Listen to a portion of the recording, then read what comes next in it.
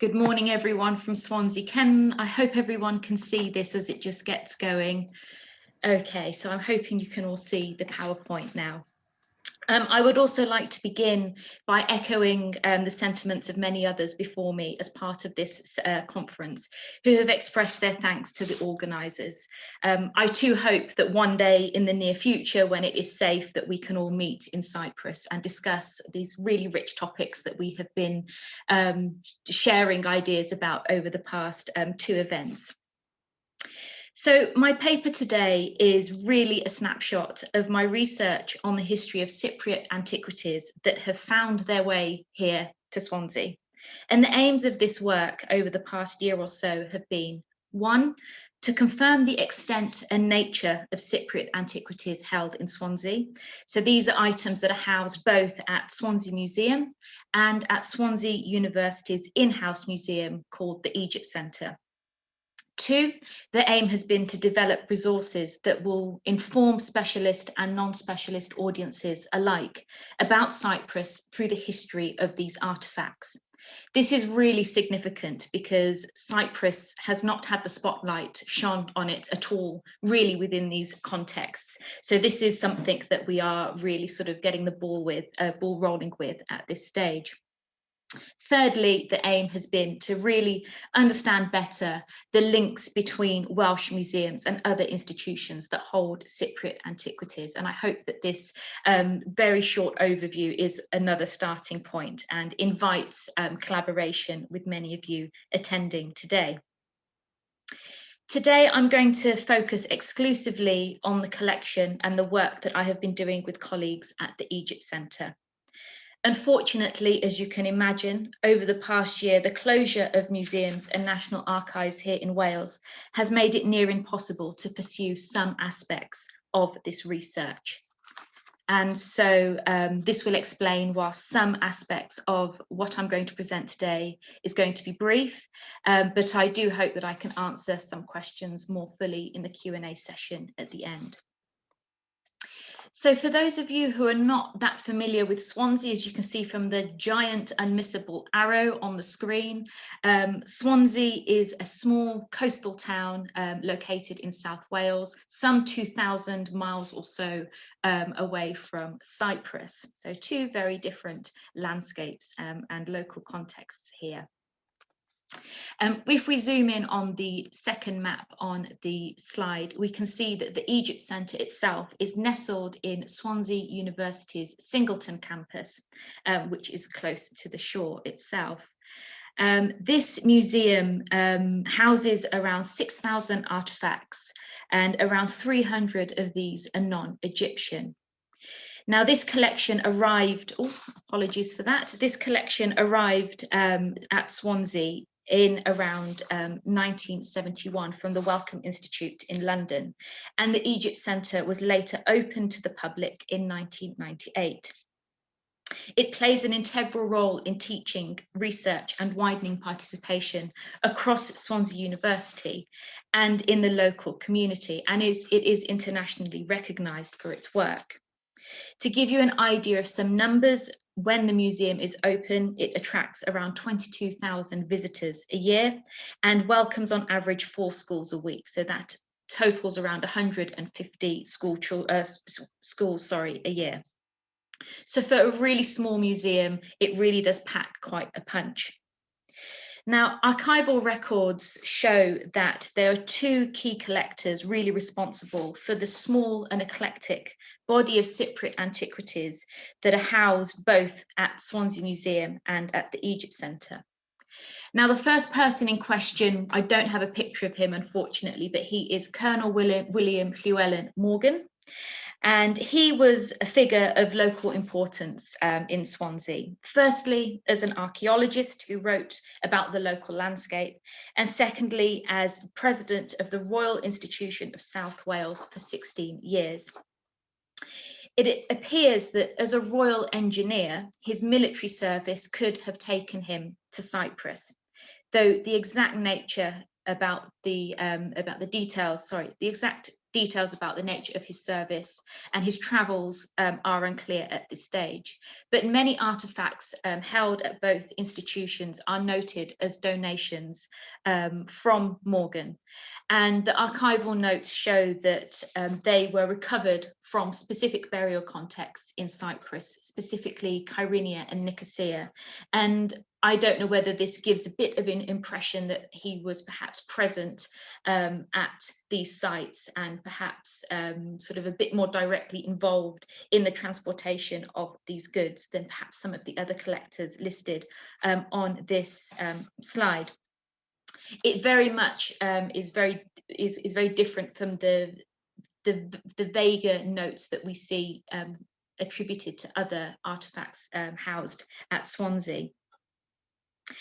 The second person of major importance is pictured here, Sir Henry Wellcome, and he can be credited as the architect in chief for the collection held at the Egypt Centre. Though saying that architect is perhaps too generous a term, as it really does imply that there was a very considered strategy to his collecting habits. The reality was that he had many agents acting on his behalf, fervently buying mixed lots of antiquities at auction. And it appears that many items that he acquired this way really did remain boxed from shortly after their purchase until they were sorted in some fashion in the 1960s, before coming to Swansea in 1971. So as we will see, the artifacts that he acquired that came originally from Cyprus were very random and from the collections of other notable collectors that are listed here. So we've got Francis Wallace Grenfell, Sir Herman Webber, we have a couple of items from the Lawrence Chesnola collection and the elusive Captain Stott. I have received communications and spoken with different researchers working on Cyprus who have suggested that some artifacts may have come to Swansea as well via Rupert Gunnis, but this has not been confirmed yet in any of our records here. So with these two major figures in mind, we have two narratives when it comes to thinking about how we as a museum can best tell the story of Cyprus in Swansea. One sees Swansea and Cyprus connected potentially through a personal connection, so through the military career of a Swansea personality. The other sees the two landscapes, Swansea and Cyprus, connected in a more incidental manner. And though there are gaps at this stage in research, it is clear that we are looking at Cypriot heritage through multiple lenses, and we are very much considering our strategy for display and interpretation very carefully. And at the forefront of our minds, we're thinking, well, how best can we really translate and disseminate knowledge about the artifacts that we hold here in this very local and specific context? So across the two institutions, I must note that we have roughly 44 artifacts, though there are a lot of cross-referencing needs to take place between the two collections, as it appears that some records might have been duplicated. This is a far cry from the 2,500 items or so that have just been mentioned by Craig in his talk held at the Nicholson Museum in Sydney. On record, we can firmly conclude, at least at this stage, that the Egypt Centre holds at least 6 confirmed artefacts from Cyprus, and these are listed here with some notes about how they were purchased from auction, and I'll show you some images in the next slide. Now, this number could increase, as I've already mentioned, with careful cross-examination of records from that are held at Swansea Museum regarding their own collection. And there are also a number of unidentified alabastra held in the Egypt Centre that are thought to have originated from Cyprus. So with systematic study of these artefacts, we can perhaps see these numbers creep up a little bit more. Now, I'm just going to show you a few images so you can see the type of artifacts that we hold, at least in the Egypt Centre. These are our sort of star items. As you can see, they're not the big ticket items that we see in other museums, but they are nevertheless charming and quite delightful, and have been really great to get our students engaged with, as you'll see in a moment. And I include there museum numbers here to encourage you all to engage with our newly launched catalogue, so that you can see even more information about these in your own time and sort of explore the collection a little bit further. But I will come back to this catalogue at the end of my talk. So how have we started to increase awareness and of the collection and make use of it here at Swansea? Well, engaging our undergraduate and postgraduate students is the first starting point. So since taking up my post here at Swansea, I have run a specialist third-year module on the history of ancient Cyprus. And as you can see, we upload information about our courses in various ways. And we've got a course overview here on YouTube that our students do watch when they're making their module selections. And to supplement this course, last academic year, I ran a workshop with a very small number of students where we met on a weekly basis in the Egypt Centre stores to catalogue these alabaster vessels. And hopefully, these sessions will continue when things are safe again and we're able to do so, so that we can really confirm which items are from Cyprus and sort of better inform the records that we have in our collection. So the hunt for those unidentified Cypriot artifacts will continue when we can get all hands on deck again. And you can see from this image here some of our students in action, getting hands-on with the artifacts. So teaching is one way that we have been getting the ball rolling. There is also, of course, public engagement. And so far, we have been doing various things. So firstly, we have been actively showcasing Cypriot artifacts on our social media platforms, using things like Twitter and our blog. So this has been a continuous drip feeding of information so that we really make Cyprus part of the everyday language that we're using here at the Egypt Centre. As you can see from the slide as well, we have been working on the collection and then delivering papers on what is held here at Swansea so that we can inform the wider public about the collections here. Now, this has been a really important stage for the work that we have been doing, as it's been an opportunity for us to really gauge public reaction to Cyprus, its artifacts and its history within this local context.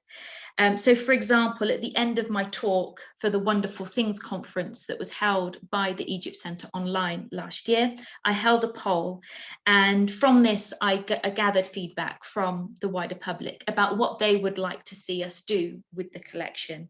And there was an overwhelming desire, I'm pleased to say, for Cypriot artifacts to feature more prominently in the museum and as part of our educational resources. So feedback from this session really lay at the heart of an application that we put in for the Institute of Advanced Studies in London for a one-off public engagement impact award. And we did secure this in August 2020. And we proposed the installation of a new display of objects that will be housed, as you can see here, in the House of Life gallery upstairs in the Egypt Centre. Now, this is going to be a display case situated on the left side of the gallery, and we've got an image here of a case that we will be reusing for this on the right of the screen. And we've got a mock-up here of what this case is going to look like. And as you can see, there is dedicated space for artifacts from Cyprus within this display. Now, this display is called Egypt and its Neighbours, and it's going to start to encourage visitors and different audiences that engage with our multiple resources to look outwards from Egypt and consider the connectivity of Egypt with its surrounding landscapes. And Cyprus is, of course, a really key landscape and hub for these types of discussions to take place. So to complement the dedicated space that we're going to have now in-house for Cypriot artifacts, we are also working on the development of a range of different resources that can be used in-house or online if people aren't able to visit the museum, as is the case at the moment. So this will include things like a highlights booklet with short intros on the different cultures represented in the display, with focused write-ups as well on major topics such as empire and excavation, social identity, cultural connectivity and cultural diversity. As well as this, we are also developing a range of teacher packs and educational resources that can be self-led as well if they are engaged with online. So this is going to be the space where we can really address some of these key topics about Cyprus and its history to engage wider audiences. Our website and catalogue will also have space for us to discuss the history of how these artefacts came to Swansea as well as feature different media such as podcasts where we can sort of upload and make use of audiovisual material to engage different audiences with the artefacts themselves. As you can see, this is work that is ongoing and we are very much in the early stages of our plans. We are always very keen to hear from as many of you as possible for feedback, for information about the artefacts and collectors listed and mentioned here, or to collaborate with you and sort of establish links with other Cypriot collections.